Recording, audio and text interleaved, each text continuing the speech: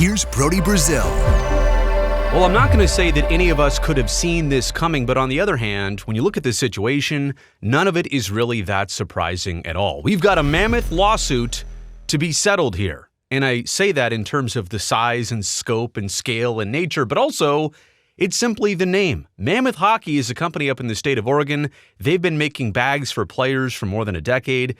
And now we've got an NHL team that just named themselves the Utah Mammoth. Two different things. One is a manufacturer. One is trying to win hockey games. They're in different states, but now there's a conflict of who can and who can't and who shouldn't be using the name Mammoth as it relates to the business of hockey. So we'll get into this from both sides, and I'll explain in detail why the company's got some reservations and why the team has some different feelings about sharing the name, but how exactly did we get here with the Utah Mammoth? It's important to take a step back and remember this was the Arizona Coyotes that were bought by the NHL from Alex Amarillo down in the desert.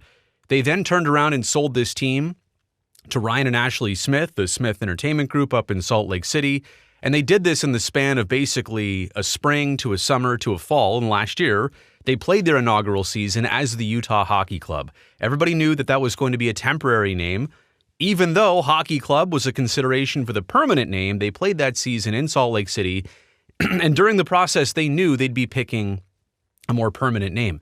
They tried to secure the name Yeti. We realized that was a frontrunner, that was the popular name, that was the one that just kind of seemed to fit. The Utah Yeti, right? That just really works in with the lexicon of other teams and maybe the feeling in Utah, but they could not get it because the cooler company did not want to cooperate, and the legal system found that they had some protections. They had been around longer, they had established themselves, they didn't want to confuse people or conflict with the name, even though a cooler company and a hockey team are two different things. In this case, we're talking about a hockey bag manufacturer and a hockey team. At least they're both in the hockey sphere. As far as I know, the company Yeti didn't really have many hockey associations. But the cooler company, they didn't want to budge. They didn't want to cooperate.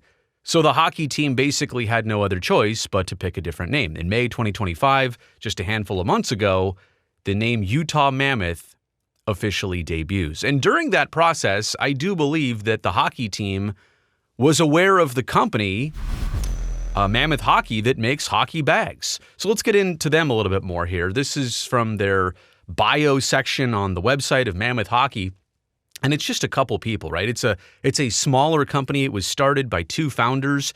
In 2014, our flagship bag, the Mammoth IPA, was born. After successfully launching the IPA bag on Kickstarter, see the video below, we've continually updated the design of our bags by incorporating new materials and updating the style, new red logo. These days, there are more and more hockey bag brands following our lead, but we are confident Mammoth bags are still the highest quality hockey bags on the planet. And they've got bags for skaters, they've got bags for youth players, they've got goalie bags. You can check these out and some other merchandise on their website, but they're pretty straightforward and simple. They make high quality hockey bags, and they've been doing this for a while. So this is not just something that happened to come out at the same time. They feel pretty established in their name, their brand, and their product. And that's why when a hockey team comes around and chooses that exact name, they're probably going to have some different feelings about it. Now, they started this. I want to point this out. Mammoth Hockey are the ones who maybe escalated the back and forth here. They sent out a cease and desist. All of this, by the way, according to Deseret News, this is from June 10th of this summer, 2025, from Mammoth Hockey up in the state of Oregon. They said to the NHL team, quote, "Your use of the name Utah Mammoth in connection with hockey-related goods is highly likely to confuse consumers into thinking that your company is somehow related to or endorsed, licensed, sponsored, or otherwise associated with Mammoth Hockey, like our company.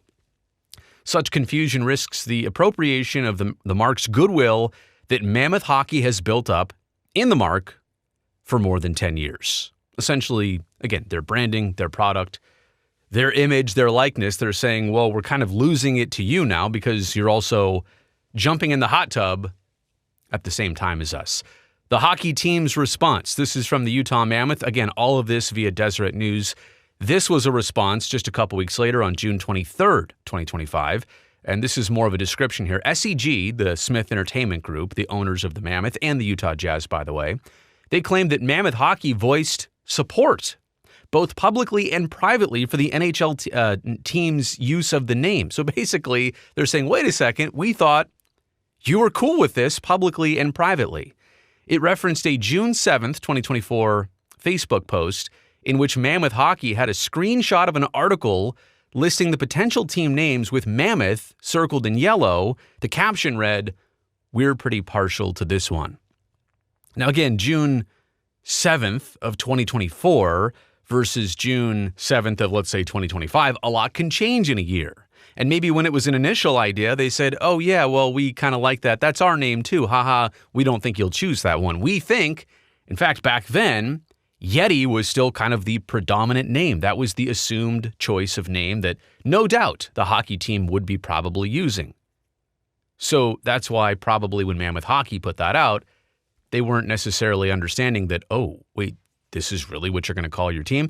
I'll assume that, but I also understand what the hockey team is saying and that, hey, as far as we knew, you were cool with this, even though it was June 7th, 2024. Well, the back and forth continues. This was kind of the last straw. This is on the last day of July, again via Deseret News from Mammoth Hockey up in Oregon. They come back to the hockey team and say Mammoth Hockey contended that consumers will confuse the marks of the two companies and that it would have a detrimental effect on Mammoth Hockey's business. Their statement is this: hockey enthusiasts who pledge support for a team other than Utah Mammoth will not purchase goods from our client due to the consumer's mistaken belief that such a purchase would support a rival team, according to Mammoth Hockey. Right? So now we're just getting into the small details, but the real feelings here on the back and forth of this conflict. And so it's kind of not going anywhere until now. And the hockey team is taking this to legal matters. Essentially all the back and forth and the cease and desist, and there were lawyers involved. I'm absolutely sure of that. Now we're taking this to court. Now we're making this officially a lawsuit. This is a statement from the Utah Mammoth on August 5th, acquired by Deseret News. Quote, the Utah Mammoth filed an action in the U.S. District Court for the District of Utah seeking a declaratory judgment that use of the trademark Utah Mammoth does not violate any rights asserted by a third party. Basically, to clear the air, to clear their name, to say, prove this is true, that we can actually use this name. They're actually, the hockey team is being proactive. They're not the ones like defending themselves. They're the ones kind of clearing space for themselves by taking this to court. And look, a smaller company that makes hockey bags versus a big time sports and entertainment group, obviously the big team is not afraid to take this to court. Quote, Utah Mammoth and the NHL believe strongly that we have the right to use the name Utah Mammoth under federal and state law, and that our use will not harm the defendant or its business in any way. We have taken this action only after careful consideration based on the defendant's position. We are not able to comment further on ongoing legal matters. Okay, so this is headed to court, right? Or maybe there will be a settlement before then, and quite honestly, usually that's how these things happen. They talk a little bit more seriously and with some more purpose and intent when they know that there's a pending lawsuit in the background. And I just want to point out, the Golden Knights, the Las Vegas Golden Knights, they had a similar situation with the United States Army's parachute team called the Golden Knights, and there was some thought, even after the hockey team had chosen their name, that maybe the Army was going to get involved and take some legal action. So again, I don't want to scare people and think, oh no, there's got to be a name change or this has to go 12 different ways. There is some precedent of figuring these things out. Does it involve collaboration, exchange of money, partnership? I scratch your back, you scratch mine. How exactly does it work? But there are some ways you would think to get this all ironed out without it having to go to court and go serious and be some real issue. But all of this, like, if you think about it, is unfortunate. Number one, that the Mammoth, the hockey team, that they didn't get the ability to be the Yeti, because I still feel like that hits better. We'll always look back and say, yeah, what if? What it could have been. It probably could and should have been the Yeti. But this is unfortunate that the second name they choose now has some problems with it, but it also seems preventable in reverse. Like, if you're going to really make this multi-billion-dollar decision of branding and merchandise and your name for the next decade or two or five or forever, Like, don't you really want to make sure you cover all your bases? Go to Mammoth Hockey and say, we're going to use this name. Let's put it in writing to make sure that we can do this and coexist in a right way. Like, it seems like, or maybe they felt like they didn't have to. Maybe they felt like it was all settled and squared away and a wink and a nod was going to be good enough. But all of this seems preventable in reverse. Somebody didn't cover, obviously, every single base. The two were aware of each other, but the two obviously didn't collaborate or coordinate with each other. I don't think the bag company, and I know people are going to be critical of this. I don't think people are going to be critical of the Utah Mammoth hockey team. I think a lot of people are going to say, come on, Mammoth Hockey, the bag company. Let them have a name. It's a hockey team versus hockey bags. I get it. They're a small company. They're worried about a brand and an image and a product that has had success for them, that they've worked hard to create over more than a decade. And now they're just worried about, again, who's jumping in the hot tub with them. And how's this going to go? And is it going to be wavy?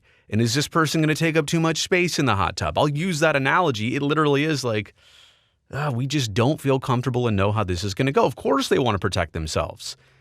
And I do think that back last summer of 2024, they probably had no clue that Mammoth was actually a consideration. So I don't put too much stock into whatever they said more than a year ago, because none of us thought that Mammoth would be the name.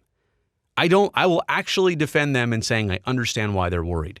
They have a lot more to lose with this image and branding thing than the hockey team does, right? The hockey team is the one jumping in the hot tub. They're not the ones that have already been there. So I totally understand why they're being sensitive, and I don't think that's a petty move by them. But I'm wondering, like, what fixes this? How do we get to a settlement? Is it money? Is it a lawsuit happening? Is it just the courts declaring, yeah, you can use the name, you're a hockey team, they're a manufacturer, simple as that? Or does a collaboration fix this?